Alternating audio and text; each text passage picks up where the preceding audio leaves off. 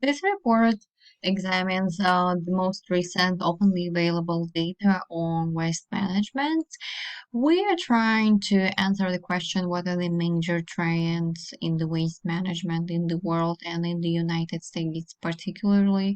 In other words, we wanted be to build a big picture to see what's going on with the waste in the world. Are there any positive trends, or we still produce more and more over years?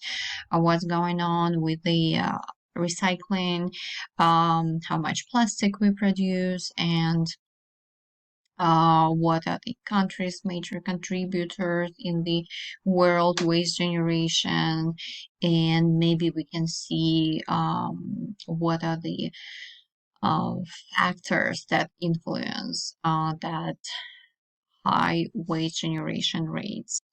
So to begin, we build these two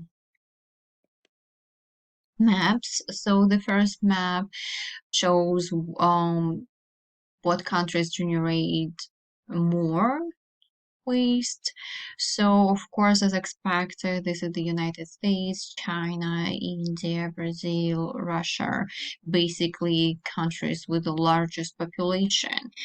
Therefore, we wanted to examine what is the waste generated per capita rates in all of these countries, and the map changed significantly. Particularly, we see that China doesn't have a darker color anymore because, in terms of the waste per capita, this country has one of the lowest rates in the world.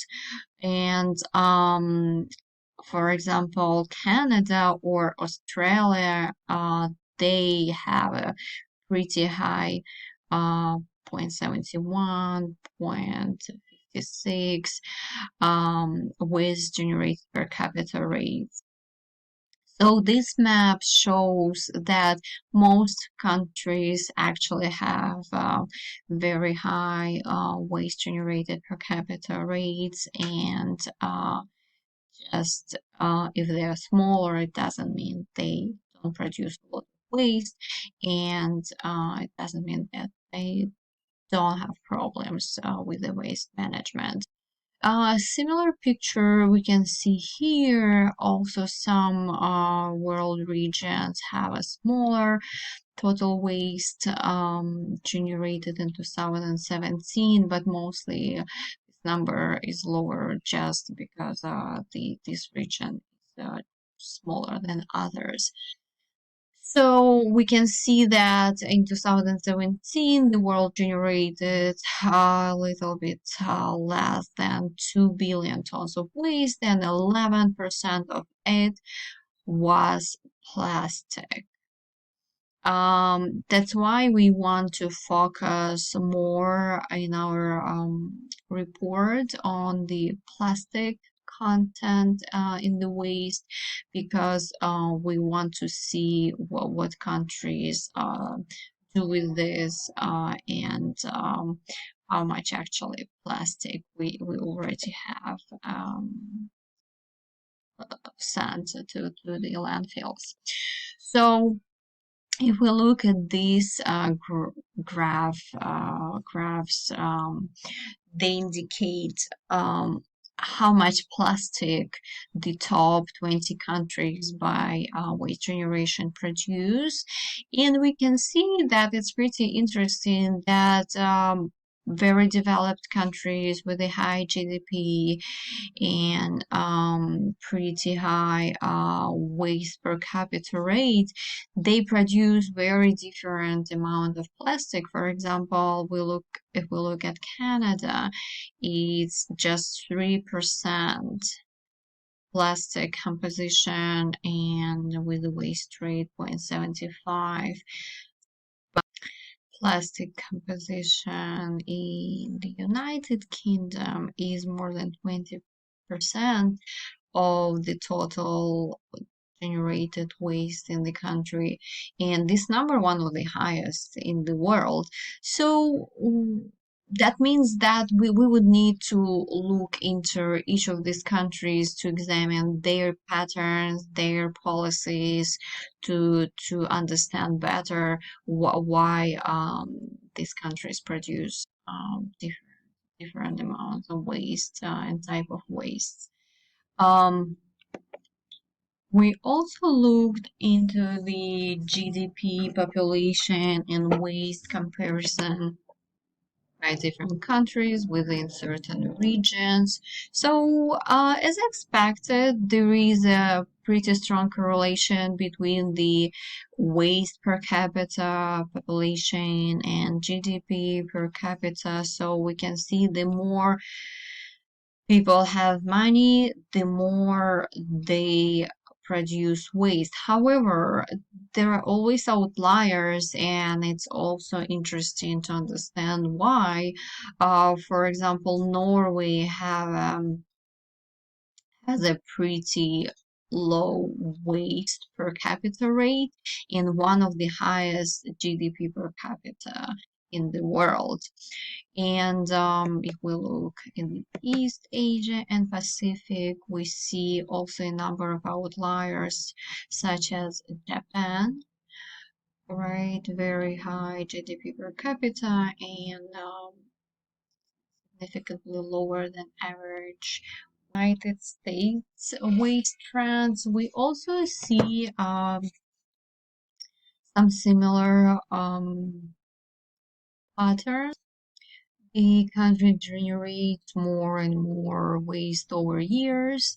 However, there is a positive trend that in the 90s and then in 2000, United States started recycling more and more, and this number is growing over years as well.